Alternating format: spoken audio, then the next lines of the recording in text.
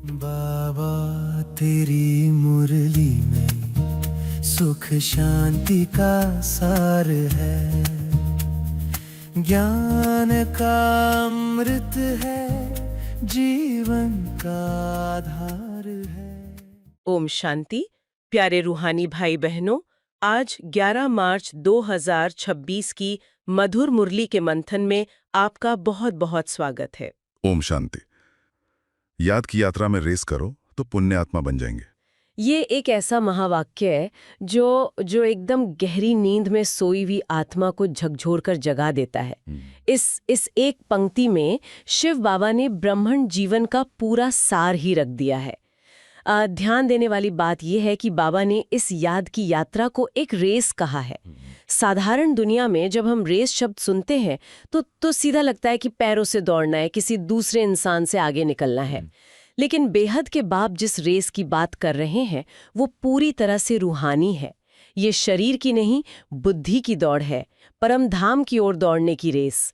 और सबसे महत्वपूर्ण बात यह है कि इस रेस में किसी और से प्रतियोगिता नहीं करनी है, बल्कि अपनी ही पुरानी तमोगुणी वृत्तियों से, अपने ही विकारों से और देह अभिमान से आगे निकलना है। ये दौड़ आज के समय में इसलिए अत्यंत आवश्यक है क्योंकि समय बहुत थोड़ा बचा है। 63 जन्मों की यात्रा में आत्मा पर जो जंग लग गई है, जो खाद पड़ गई है, वो धीरे धीरे चलने से नहीं निकलेगी। बिल्कुल, एकदम सही बात है। आत्मा जब स्वर्ण युग से शुरू हुई थी तो सतो प्रधान थी, बिल्कुल शुद्ध सोने की तरह। लेकिन जन्म जन्मांतर देह अभिमान में आते आते उसमें काम, क्रोध, लोभ, मोह और अहंकार रूपी तांबे और लोहे की खाद पड़ गई है। आज अंत के समय में आत्मा पूरी तरह तमोप्रधान बन चुकी है, भारी हो गई है। अब अगर ये सोचा जाए कि हम धीरे धीरे अपनी सुविधानुसार पुरुषार्थ करेंगे तो वो पुरानी खाद भस्म नहीं होगी। इसलिए बाबा स्पष्ट करते हैं कि अब तमोप्रधान से सतोप्रधान बनने के लिए सीधा जंप करना होगा। 1 सेकंड में ये छलांग ही वो रेस है। 1 सेकंड में देह और देह के सभी संबंधों को भूलकर स्वयं को अशरीरी आत्मा समझना और बुद्धि के तार को सीधा शिव बाबा से जोड़ देना। ये छलांग लगाना सुनने में सहज लगता है, परंतु जब लौकिक जिम्मेदारियों का भारी बोझ होता है तो वो 1 सेकंड का जंप कैसे किया जाए? निरंतर याद की अग्नि कैसे प्रज्वलित रहे? हाँ, यही इस पुरुषार्थ की सबसे बड़ी कला है। बाबा ये नहीं कहते कि घर परिवार छोड़ देना है या जंगल में जाकर बैठ जाना है। इसी दुविधा को दूर करने के लिए शिव बाबा ने आशिक और माशूक का इतना सुंदर और सटीक उदाहरण दिया है। साधारण दुनिया में भी जब कोई किसी का सच्चा आशिक होता है तो वो दुनिया भर के काम करता है, उसके हाथ अपने दैनिक कार्यों में व्यस्त होते हैं, लेकिन उसका दिल निरंतर अपने माशूक की याद में धड़कता रहता है। उसे याद करने के लिए समय नहीं निकालना पड़ता, वो याद स्वाभाविक होती है। हमारा ये दैनिक सूक्ष्म पुरुषार्थ भी बिल्कुल ऐसा ही होना चाहिए। चाहे दफ्तर में कंप्यूटर पर काम कर रहे हों, रसोई में भोजन बना रहे हों या कोई भी लौकिक जिम्मेदारी निभा रहे हों, हाथ काम की तरफ हो लेकिन बुद्धि का तार सीधा परमधाम में शिव बाबा से जुड़ा हो। इसे ही बाबा कहते हैं हाथ काम की तरफ और दिल यार की तरफ। निरंतर अटेंशन, पल पल की चेकिंग कि कहीं बुद्धि रूपी तार टूट तो नहीं गया, क्योंकि अगर इस रेस में पीछे रह गए तो गंभीर परिणाम भुगतने होंगे। बिल्कुल, यही सबसे बड़ा नुकसान है जिसका बाबा रोज एहसास कराते हैं। अगर आज इस यात्रा में रेस नहीं की तो आत्मा की खाद नहीं निकलेगी, और जो आत्मा शुद्ध नहीं बनेगी वो पुण्य आत्मा नहीं कहलाएगी। इसका सीधा परिणाम ये होगा कि स्वर्ग की बादशाही का वो अतीन्द्रिय अधिकार जो शिव बाबा इस संगम युग पर देने आए हैं वो छिन जाएगा। साधारण प्रजा बनना लक्ष्य नहीं है, लक्ष्य विश्व का राजा बनना है। और राजाई पद केवल उसी आत्मा को प्राप्त होता है जो इस समय याद की अग्नि में जलकर संपूर्ण कुंदन बनती है। बाबा ने आज प्रश्न भी कितना गहरा पूछा है। ब्राह्मण जीवन में अगर अतीन्द्रिय सुख का अनुभव नहीं होता है तो क्या समझना चाहिए? जरूर, सूक्ष्म में भी कोई ना कोई पाप होते, देह अभिमान में रहने से ही पाप होते, जिस कारण उस सुख की अनुभूति नहीं कर सकते हैं। अपने को गोपियों समझते हुए भी अतीन्द्रिय सुख की भासना नहीं आती, जरूर कोई भूल होती है।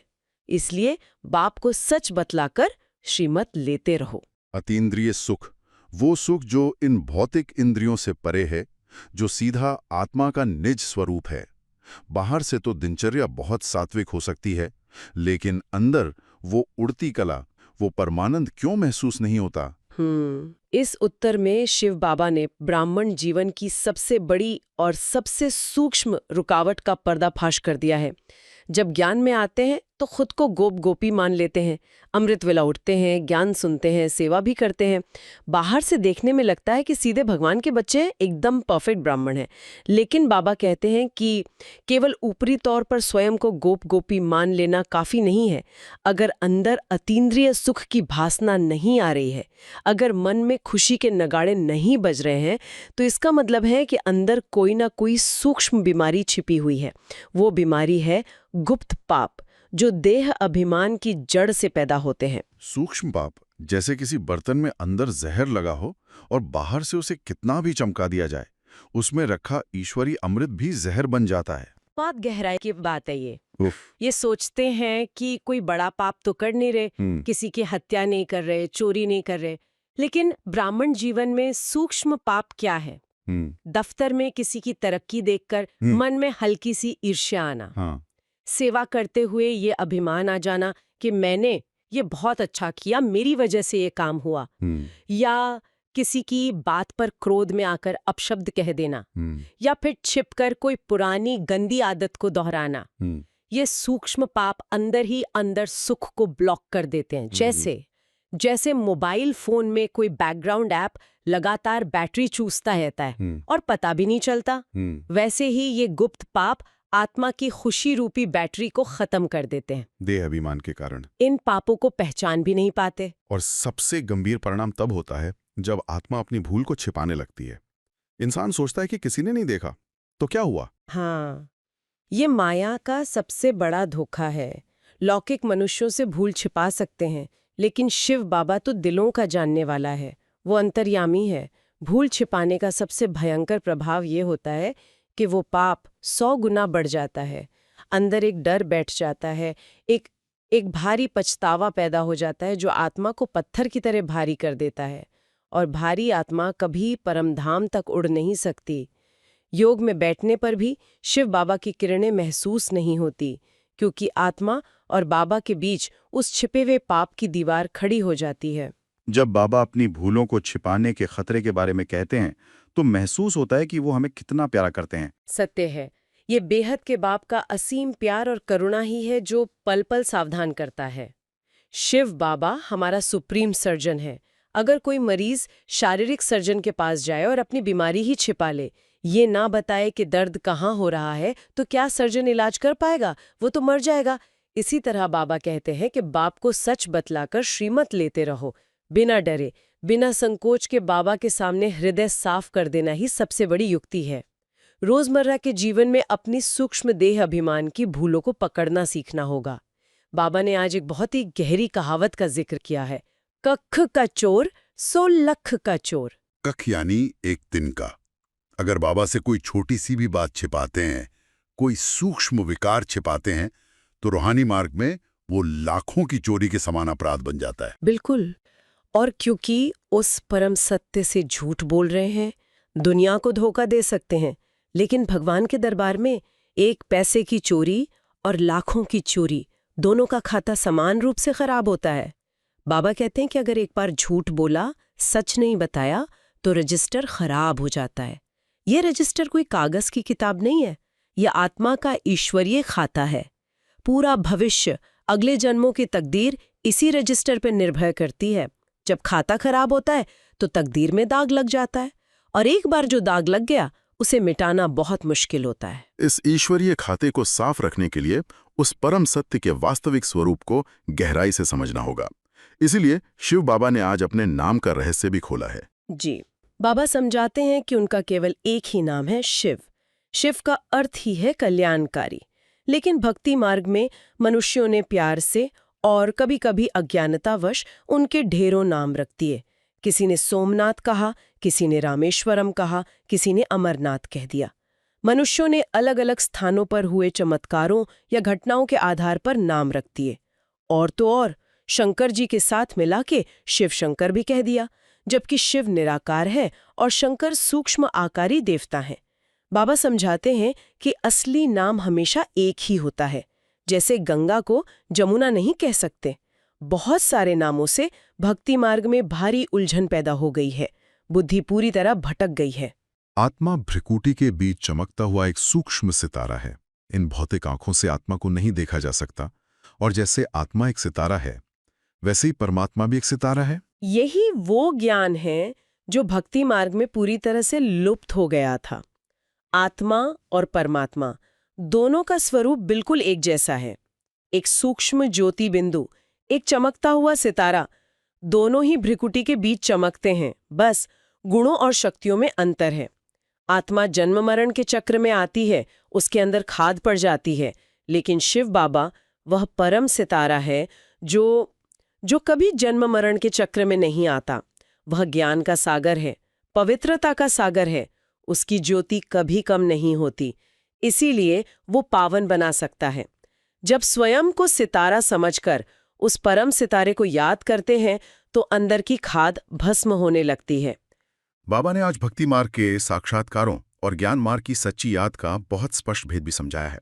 साक्षात्कार केवल अल्पकाल का सुख है। भक्ति में लोग नौधा भक्ति करते हैं, उपवास रखते हैं, तो उन्हें कभी कभी अपने इष्ट देव का, जैसे विष्णु जी का या श्री कृष्ण का, साक्षात्कार हो जाता है। उस समय लगता है कि भगवान मिल गए, खुशी से नाचने लगते हैं। पर बाबा कहते हैं कि वो केवल अल्पकाल का सुख है, वो भक्ति का फल है जो शिव बाबा ही देते हैं। लेकिन साक्षात्कार को योग या ज्ञान नहीं कहा जाता। उस साक्षात्कार से आत्मा की खाद नहीं जलती, ना ही जन्म जन्मांतर के पाप कटते हैं। लेकिन ज्ञान मार्ग में शिव बाबा जो याद की यात्रा सिखा रहे हैं, वो कोई पल भर का साक्षात्कार नहीं है। ये तो आत्मा को हमेशा के लिए मनुष्य से देवता बनाने की प्रक्रिया है। ये सच्ची याद है जहां बुद्धि का योग देह और देह के सभी संबंधों से टूटकर केवल एक निराकार बाप से जुड़ जाता है। माया कितनी प्रबल है, वो अच्छे अच्छे महारथियों को भी चक्र में ला देती है। इसलिए सर्जन से कदम कदम पर राय लेना अत्यंत आवश्यक है। बिल्कुल, माया महारथियों से ही लड़ती है। जो ज्ञान मार्ग में तेजी से आगे बढ़ते हैं, जो बहुत अच्छी सेवा करते हैं, माया उन्हें ही अपनी सूक्ष्म चालों में फंसाने की कोशिश करती है। आज के समय में माया कोई डरावना रूप लेकर नहीं आती, वो अहंकार के रूप में आती है। मुझे बहुत ज्ञान है, मैं बहुत अच्छा भाषण करता हूँ, मेरे बिना सेवा नहीं हो सकती। देह अभिमान के ये नए नए रूप सामने आते हैं। इसीलिए शिव बाबा कहते हैं कि कदम कदम पर सर्जन की राय लेनी है। अपनी ही बुद्धि से इस मायावी चक्रव्यूह को पार नहीं कर सकते। यदि ये लगता है कि बहुत ज्ञानी हो गए हैं और अब पूछने की आवश्यकता नहीं है, तो वही माया वार कर देती है और आत्मा सीधे नीचे गिर पड़ती है। यदि बाबा से कुछ भी छिपाया तो उसका परिणाम बहुत भयंकर है। बिल्कुल। बाबा तो अंतर्यामी हैं, लेकिन फिर भी स्वयं उन्हें सच बताना ही हमारी सुरक्षा है। अक्सर ये सोचकर चुप रह जाते हैं कि बाबा तो सब जानता है, वो तो अंतर्यामी है, मनी मन माफी मांग लेंगे। लेकिन बाबा स्पष्ट कहते हैं कि ऐसे कुछ भी क्षमा नहीं होगा। इस समय बाप खुद हाजिर है, वो शिक्षा दे रहा है, पर साथ ही वो धर्मराज भी है। अगर कोई पाप किया और उसे छिपाया तो अंत में धर्मराज की बहुत कड़ी सजा खानी पड़ेगी। उस समय आत्मा को अपने सारे जन्मों का हिसाब दिखाई देगा और पछताव की वो अग्नि बहुत भयंकर होगी। रजिस्टर पूरी तरह से खराब हो जाएगा। बाबा ने साफ कहा है कि जो भूल को छिपाता है वो दिल से गिरता है, और जो शिव बाबा की दिल से गिर पड़ता है उसका कुछ भी क्षमा नहीं होगा। वो पाप आत्मा ही बनता जाएगा और अंततः बहुत रोना पड़ेगा। अपनी सूक्ष्म देह अभिमान की भूलों को बिना डरे, बिना संकोच के बाबा के सामने रख देना चाहिए। अपनी भूल छिपाने का अर्थ है खुद को धोखा देना। इसीलिए व्यावहारिक जीवन में, चाहे लौकिक परिवार में रहते कोई भूल हो जाए या अलौकिक ब्राह्मण जीवन में कोई पुरानी आदतों भराए, तो उसे तुरंत बाबा के सामने रखना है। बाबा ने इसके लिए बहुत सहज युक्ति दी है। चिट्ठी लिखकर बाबा को सुनाओ। जब कागज पर अपनी भूल लिखते हैं तो देह अभिमान टूटता है, सच्चाई के धरातल पर आते हैं। मन के अंदर 100 बहाने बन सकते हैं, लेकिन जब कलम से कागज पर अपनी कमी लिखते हैं तो आत्मा नग्न सत्य का सामना करती है। चिट्ठी लिखकर या सीधे बाबा को सुनाकर श्रीमत लेने से आधा बोझ तो वैसे ही खत्म हो जाता है। बाबा सुप्रीम सर्जन है, वो प्यार से पुचकार कर समझाते हैं। बाबा कहते हैं कि भूल को झट बताना चाहिए, इसमें कोई हर्जा नहीं, लेकिन फिर उसे दोहराना नहीं है। इसमें डरने की कोई बात नहीं है। बाप को सच बताने में ही आत्मा का कल्याण समाया हुआ है। जब सच्चाई से हृदय साफ हो जाता है, तभी वो अतीन्द्रिय सुख, वो परमानंद दोबारा आत्मा में प्रवाहित होने लगता है। मीठे मीठे सिकील दे बच्चों प्रति मात पिता बाप दादा का याद प्यार और गुड मॉर्निंग। रूहानी बाप की रूहानी बच्चों को नमस्ते। इसी प्यार की शक्ति से आप चलते हैं धारणा की ओर। बाबा ने आज हमें बहुत गहरी विधि सिखाई है। ये कोई साधारण जानकारी नहीं है, बल्कि पुरुषार्थ के मार्ग पर सुरक्षित और तेज गति से आगे बढ़ने का एक अचूक नक्शा है। तो आज बाबा की श्रीमत में धारणा के लिए जो 2 मुख्य बिंदु दिए गए हैं, वो सच में इंसान की सोच बदल सकते हैं। पहला बिंदु ये स्पष्ट करता है कि मंजिल बहुत ऊंची है, इसलिए कदम कदम पर सर्जन से राय लेनी है। श्रीमत पर चलने में ही फायदा है और बाप से कुछ भी छुपाना नहीं है। सिद्धांत रूप में ये बहुत अच्छा लगता है, लेकिन अपनी कमियों को छिपाना एक बहुत ही स्वाभाविक मानवीय प्रवृत्ति है। हर कोई खुद को एक परफेक्ट रूप में प्रस्तुत करना चाहता है। ये जो अपनी भूलों पर पर्दा डालने की आदत है, इस अहंकार की दीवार को कैसे तोड़ा जाए? सर्जन से अपनी बीमारी छिपाने का असल नुकसान क्या है? ये बहुत ही सूक्ष्म सत्य है। अक्सर कमियां इसलिए छुपाई जाती हैं क्योंकि देह अभिमान बीच में आ जाता है, छवि खराब होने का डर सताता रहता है। लेकिन शिव बाबा कोई दुनियावी बॉस नहीं है जो गलती देखने पर नौकरी से निकाल देंगे। हाँ, बाबा को तो सर्जन कहा गया है। सर्जन का काम सजा देना नहीं, बल्कि इलाज करना है। एकदम सही। कल्पना करें कि कोई डॉक्टर के पास जाकर अपने असली लक्षण छिपा ले, दर्द दिल में हो और सिर दर्द की दवा मांग ले, तो इलाज कैसे होगा? बीमारी अंदर ही अंदर बढ़ती जाएगी। ये उदाहरण बहुत सटीक है। मतलब अगर अंदर क्रोध की या व्यर्थ सोचने की बीमारी चल रही है और बाहर से सब कुछ ठीक होने का नाटक किया जा रहा है, तो वो बीमारी कभी खत्म नहीं होगी।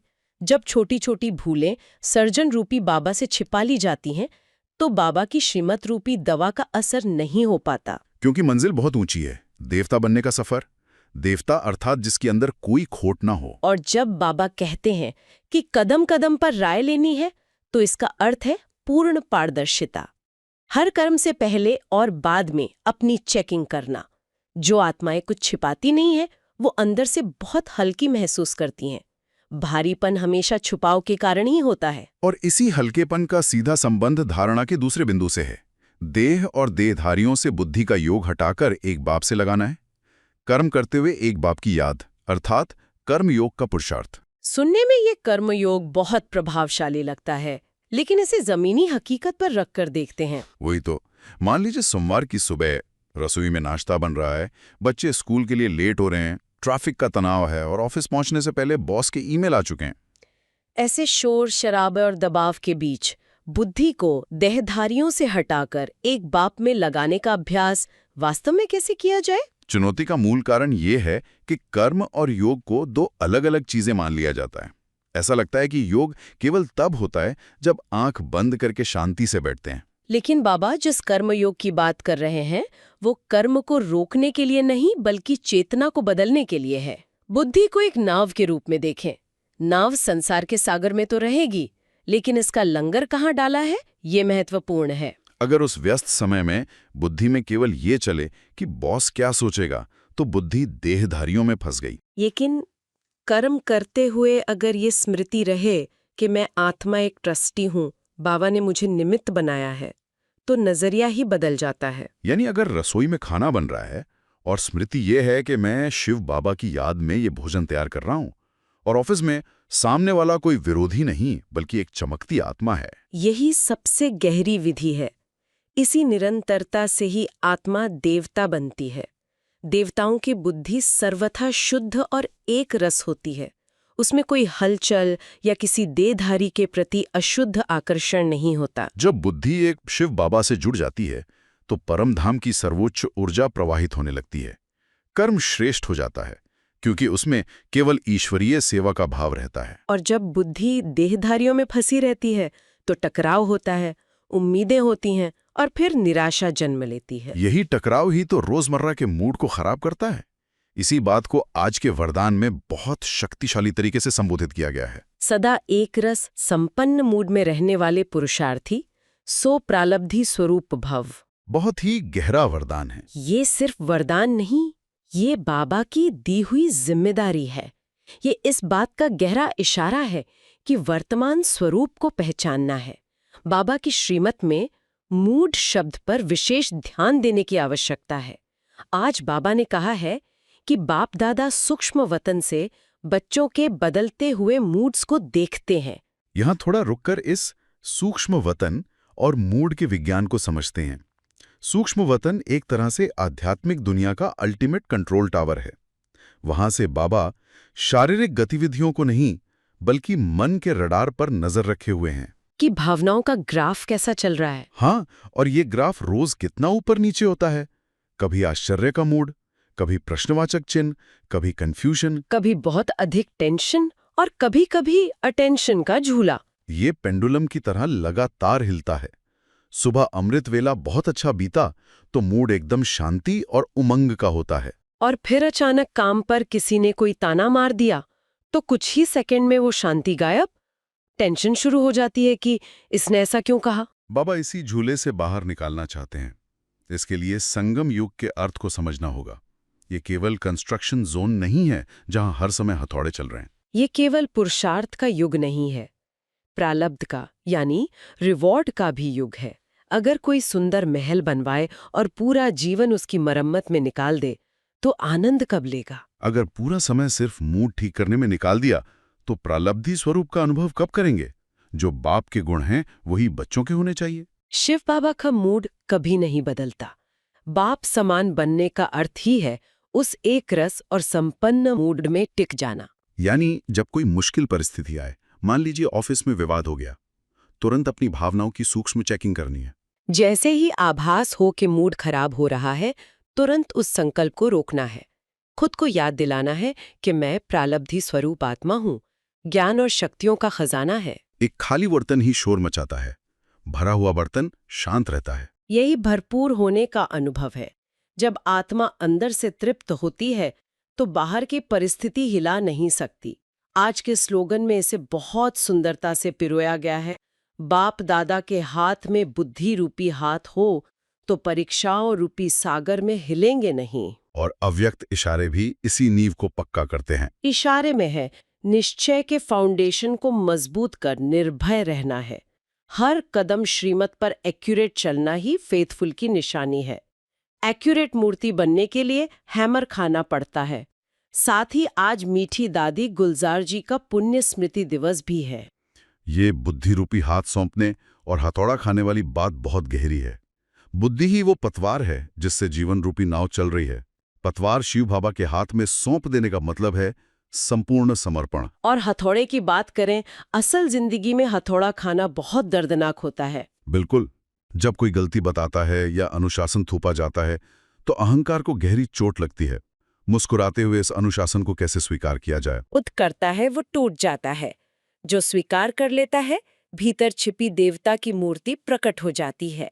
जीवन में आने वाली परिस्थितियां, लोग और बाबा की श्रीमत का अनुशासन, ये सब वही हथौड़ा है। बाबा कहते हैं कि इसे एक खेल समझो। नथिंग न्यू का पाठ पक्का रखो। मुस्कुराते रहो और दुआएं देते रहो। यही एक हीरो एक्टर की निशानी है। हम मूड के उतार चढ़ाव और अनुशासन के दर्द की बात कर रहे थे। जब हम एक ऐसा व्यवहारिक उदाहरण देखते हैं जिसने इस सब पर विजय प्राप्त कर ली हो, सारा परिप्रेक्ष्य ही बदल जाता है। क्या दादी गुलजार जी के जीवन में कभी ये मूड का झूला देखने को मिला? दादी जी का पूरा जीवन इस चर्चा का एक प्रत्यक्ष प्रमाण है। वो साक्षात प्रालब्धि स्वरूप थीं। उनके चेहरे पर कभी कोई टेंशन या कंफ्यूजन का मूड नहीं देखा गया। हमेशा मुस्कुराता हुआ शांत चेहरा।